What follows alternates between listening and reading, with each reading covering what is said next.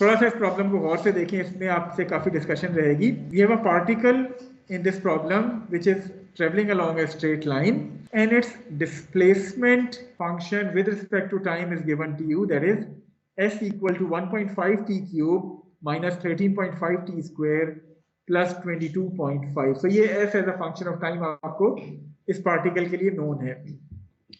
you need to determine two things in this case. The first one is कि 6 second के बाद what should be the position of this particle in ये किस position coordinate पे 6 second के बाद लाई करता है।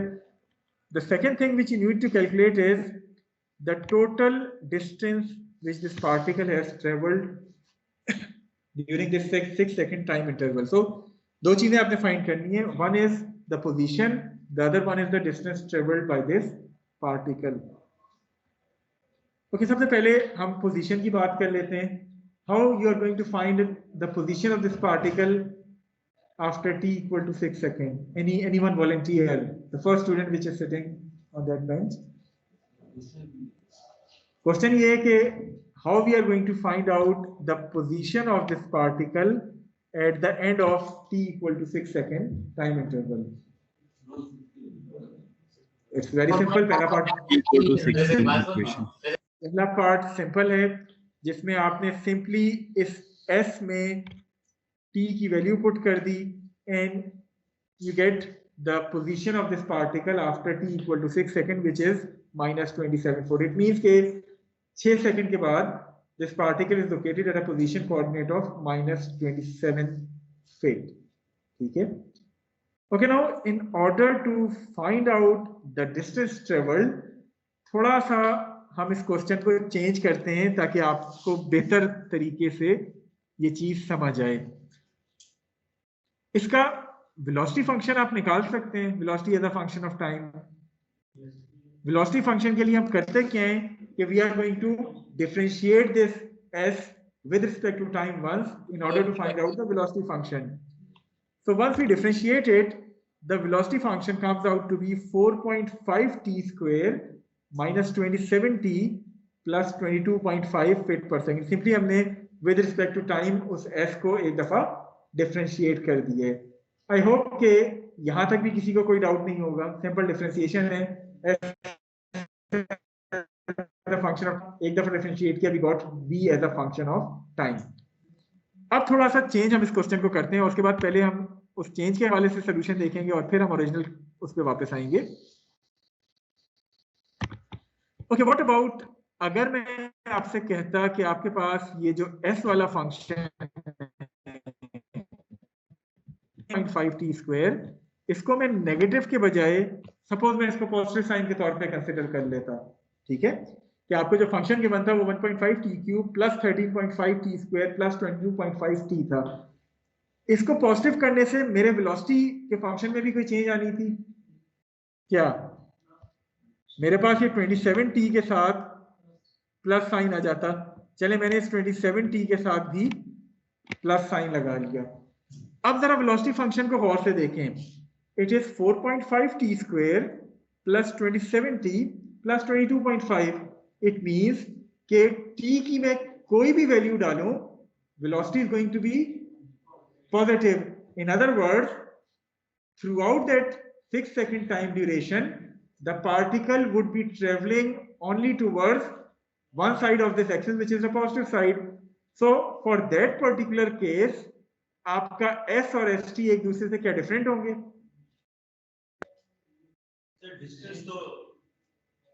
If a particle is traveling throughout its motion towards the positive side of the axis, positive velocity तो यही कहती है ना कि the particle is traveling towards the positive side.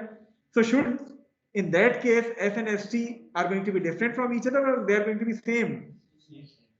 They are going to be same. So वजह क्या है कि थ्रूआउट पार्टिकल एक ही साइड पे जा रहे हैं, तो 6 सेकंड के बाद जो भी उसका s होगा वही उस पार्टिकल का st हो जाएगा, बिकॉज वो पार्टिकल लेफ्ट की तरफ तो आया ही नहीं है थ्रूआउट। बेशक वो t की वैल्यू 0 रखें, 1 रखें, 2 रखें, 3 रखें, 4, after 6 the velocity is positive. और पॉजिटिव वेलोसिटी का मतलब ही ये है कि it is travelling towards one side of the axis. Therefore for that case s and st are going to be exactly similar. Is this point clear to all of you? जी clear है?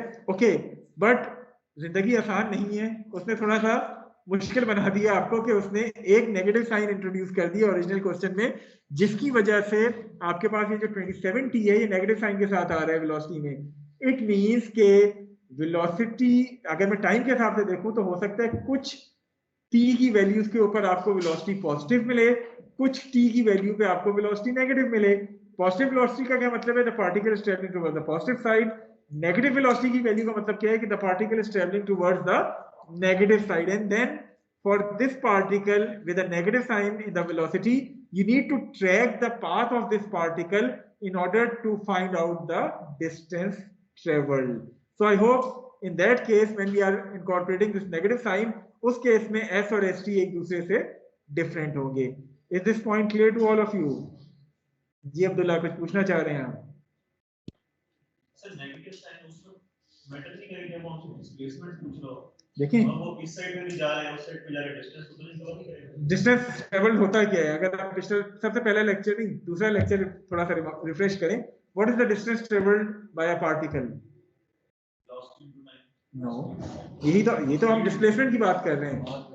Distance travelled is basically the length of the path जिस पे उस particle ने travel किया होगा। मसलन अगर मैं आपसे कहूं कि आपके पास ये XY कोऑर्डिनेट सिस्टम था, ये पार्टिकल इनिशियली यहाँ गया, उसके बाद नेगेटिव वेलोसिटी ये पार्टिकल यहाँ आ गया, फिर ये ट्रेवल करता करता यहाँ तक आया। अब इसकी डिस्प्लेसमेंट की अगर मैं बात करूं तो the displacement is going to be, origin पे इनिशियली लोकेटेड था, this is going to be the displacement कि उसने कितना इनिशियल से फाइनल पोजीशन के दरमियान ट्रेवल किया। जो डिस्टेंस ट्रेवल्ड है it is going to be this length plus this length plus this length. तो मुझे पाथ को ट्रैक करना पड़ेगा कि कब कब ये पॉजिटिव ट्रेवल कर रहे हैं, कब कब ये नेगेटिव ट्रेवल कर रहे हैं, ताकि आखिर में उस पूरे पाथ को मैं सम करके टोटल डिस्टेंस ट्रेवल जो है वो निकालूं। यही वजह है कि जो हमने शुरू में बात की थी पिछले लेक्चर में, velocity can be either positive और नेगेटिव डिपेंडिंग कि वो किस तरफ जा रहे हैं, लेकिन the distance travelled is always going to be a positive quantity because it actually represents the length of the path, और वो लेंथ हमेशा जो है वो एक पॉजिटिव क्वांटिटी होती है। ठीक है, अच्छा अब इस केस में जब हम ओरिजिनल क्वेश्चन पे वापस आते हैं और यहाँ नेगेटिव साइन है 4.5t square minus 27t plus 22.5, in that how we are going to जज कि ये कब कब राइट साइड पे गए, ये कब कब लेफ्ट साइड पे गए। एक जो हिट एंड ट्रायल वाला तरीका है वो तो ये है कि आप t की हर वैल्यू 0, 1, 2, 3, 4, 5, 6 पुट करके देख लें कि करस्पॉन्डिंग v की वैल्यू क्या निकलती है, लेकिन क्या वो तरीका सही है और क्या वो तरीका हर सूरत में आपको सही आंसर देगा? मे बी इस केस में शायद सही आंसर दे, लेकिन हो सकता है किसी केस में वो गलत आंसर भी दे। वजह क्या है कि यू नीड टू जज कि कितना एक्सट्रीम राइट तक उसने पोजीशन कोऑर्डिनेट एस ट्रेवल किया है, कितना एक्सट्रीम लेफ्ट तक उसने पोजीशन कोऑर्डिनेट एस ट्रेवल किया, जब भी आप पाथ को जो है वो सम कर सकते हैं। अदरवाइज अगर आप 0 से लेकर 6 तक की वैल्यूज ले रहे हैं, हो सकता है ये एक्सट्रीम ट्रेवल कर रहा है 1.5 सेकंड पे, तो फिर आपको एक्सट्रीम वैल्यू चूंकि मिलेगी ही नहीं, तो आपका डिस्टेंस ट्रेवल गलत हो जाएगा। तो वो सही तरीका क्या हो सकता है? Anyone volunteer who is present here और या ऑनलाइन कोई जवाब देना चाहे, पहले चेक कर लेते हैं अगर कोई ऑनलाइन जवाब देना चाहे इस चीज का कि किस तरह हमें पता चलेगा किस एक्सट्रीम राइट तक और किस एक्सट्रीम लेफ्ट तक इस पार्टिकल ने ट्रेवल किया है। ओके, ऑनलाइन वाले कोई जवाब नहीं देना चाह रहे, तो those who are present physically here जी सर फंक्शन को ब्रेक कर लें कि उसकी वैल्यू कम चेंज हो रही है, यानी कि 4.5t² = 27t का t की वैल्यू निकाल लें तो ऊपर वाले क्या कर लें, दोबारा बताएं। वो फंक्शन को ब्रेक कर लें जहां पे वो उनकी वैल्यू इन्वर्ट t² वाली वैल्यू कब तक पॉजिटिव है, दोनों इक्वल कहां पे आ जाते हैं? कोई आसान सा शॉर्ट तरीका जी, वो t की वैल्यू किस चीज को रिप्रेजेंट कर रही होंगी जहां पे वेलोसिटी 0 है, इन अदर वर्ड वेलोसिटी अपनी डायरेक्शन चेंज कर रही है। सो आपके पास ये क्वाड्रेटिक इक्वेशन है वेलोसिटी की 4.5t² माइनस 27t प्लस 22.5। अगर आप इसको 0 के बराबर पुट कर दें और वो दो रूट्स फाइंड करेंगे, क्वाड्रेटिक इक्वेशन है, वो दो रूट्स मिल जाएंगे जिससे वेलोसिटी एक तरह से अपना साइन चेंज कर रही होगी, तो वो एक्सट्रीम वैल्यूज होंगी, उससे आप s की एक्सट्रीम वैल्यू जो है वो फाइंड कर सकते हैं। So coming to the solution, हमने किया क्या कि हमने ये जो वेलोसिटी वाला फंक्शन था इसको 0 के बराबर पुट कर लिया और इससे मुझे जो रूट्स मिली they comes out to be 1 and 5. It means कि ये वो दो टाइम इंटरवल हैं जिस पे जाके वेलोसिटी साइन चेंज करी। इसलिए मैं कहता कि अगर इस केस में आप वो हिट एंड ट्रायल से चलते तो भी 1 2 3 4 5 ही ले रहे होते ना, तो आपका एक्सट्रीम वैल्यूज पता चल जानी थी। लेकिन मे बी कोई फंक्शन आपके पास ऐसा हो जिससे रूट्स आपके पास 1.5 और 2.7 आ जाती, उस केस में फिर आपका वो रैंडम वैल्यू लेने वाला तरीका गलत हो जाता। तो सही तरीका क्या है कि आपने उस वेलोसिटी फंक्शन को 0 के बराबर पुट कर लिया, जिससे आपको वो दो रूट्स मिल गए, वो दो वैल्यूज मिल गई जिसपे एक तरह वेलोसिटी अपना साइन चेंज कर रही है। तो ये दो रूट्स हैं 1 and 5। इसका मतलब क्या है कि हो सकता है 1 से पहले अगर वेलोसिटी पॉजिटिव है तो 1 के बाद नेगेटिव हो जाएगी, या हो सकता है 1 से पहले नेगेटिव है तो 1 के बाद वो पॉजिटिव हो जाएगी, जिससे मुझे वो एक्सट्रीम एस डिसाइड करना आसान हो जाएगा कि कहाँ एक्सट्रीम राइट तक ये जा रहे हैं और कहाँ एक्सट्रीम लेफ्ट तक ये जा रहे हैं। अब थोड़ा सा इस तरफ गौर से देखें, मैंने किया क्या है कि उसके बाद मैंने इन तीनों चीजों को एक तरह से एक टेबल की फॉर्म में जो है वो लिख ली है कि t की वैल्यूज के ऊपर करस्पॉन्डिंग v और s की वैल्यू क्या क्या आती हैं।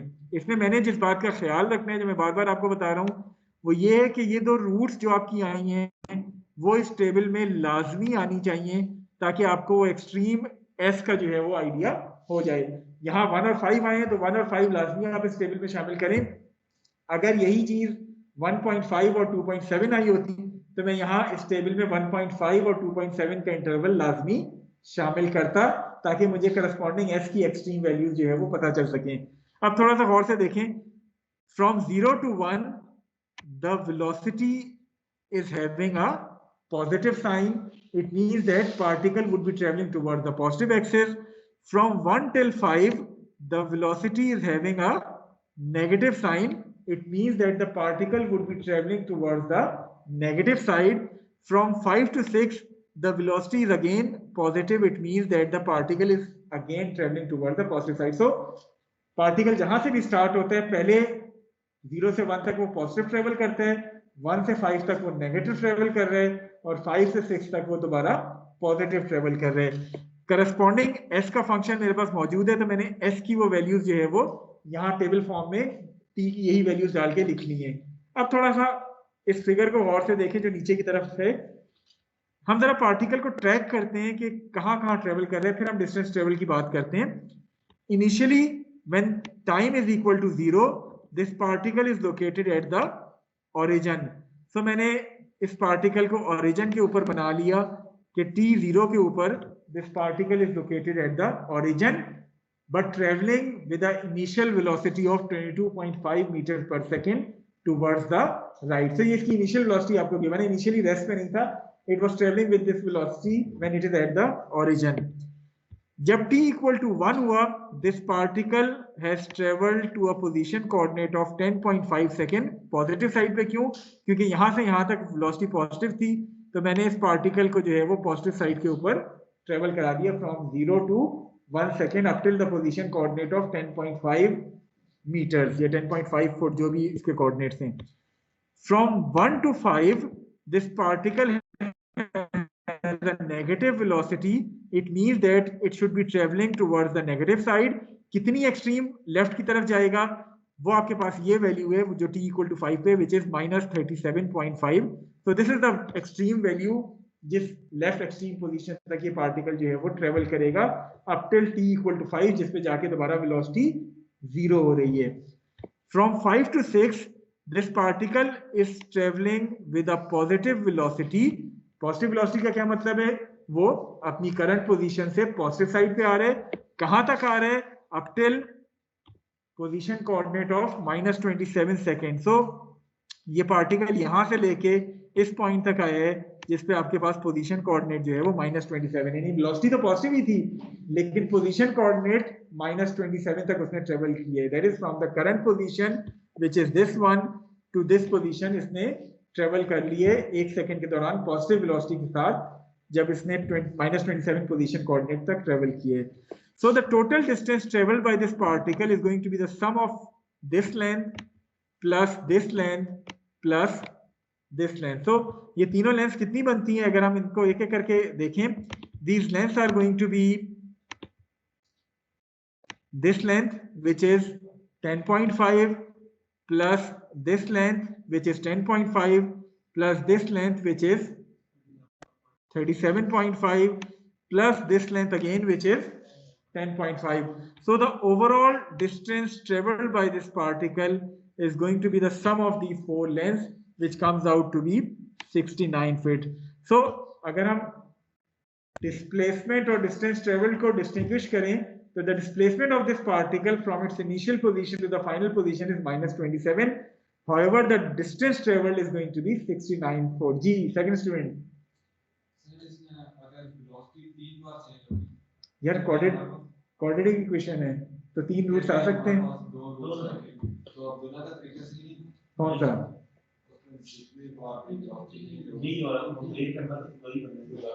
देखें, उस तरीके से भी यही आ रहा था, लेकिन it all depends upon that particular function. मे भी ये भी हो सकता है कि कभी आपको रूट्स मिले जो आपको उस टाइम इंटरवल में आते ही ना हो, एक आता हो एक ना आता हो, फिर आप क्या करेंगे? फिर आप सिर्फ एक दफा उसका साइन चेंज करवाएंगे, यानी एक दफा वो राइट पे जाके, यानी राइट पे जाते जाते एक ही दफा वो लेफ्ट पे आएगा, या लेफ्ट पे जाते जाते एक ही दफा वो राइट पे आएगा. ठीक है, माइनस साइन 22.5 के साथ होता फिर भी यही होता. क्या चीज? अगर माइनस साइन 22.5 के साथ होता मसलन, अच्छा, यानी इनिशियली अब माइनस साइन 22.5 के साथ होने का मतलब क्या है? बाकी दोनों प्लस होते हैं, माइनस वो होता है. देखिए, वो तो अगेन सिचुएशन, रूट फिर भी आप इसकी सूरत फॉलो, उसकी वो डायरेक्शन चेंज हो जाती है. हाँ बिल्कुल ऐसी बात है. यानी आपके रूट्स उस सूरत में भी दो ही आने थे, उस सूरत में भी दो ही आने थे, लेकिन उस टी की वैल्यू फिर क्या आती वो डिपेंड करता है. जी,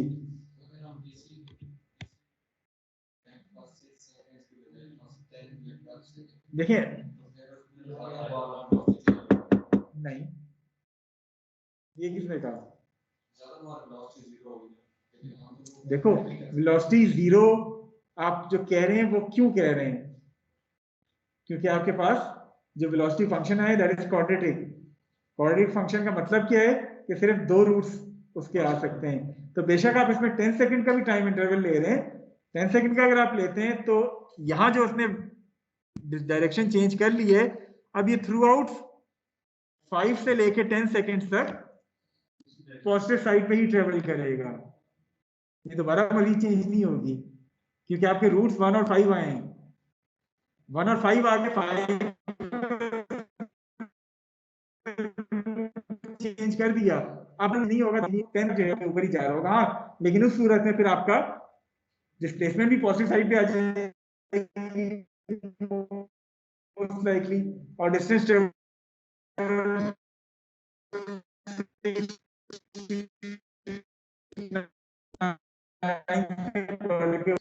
s की value when t equal to 10. Abdullah, calculator आपके पास मौजूद है? सर आवाज नहीं सही आ. चलिए, ये लेक्चर रिकॉर्ड भी हो रहे हो, होपफुली आप तक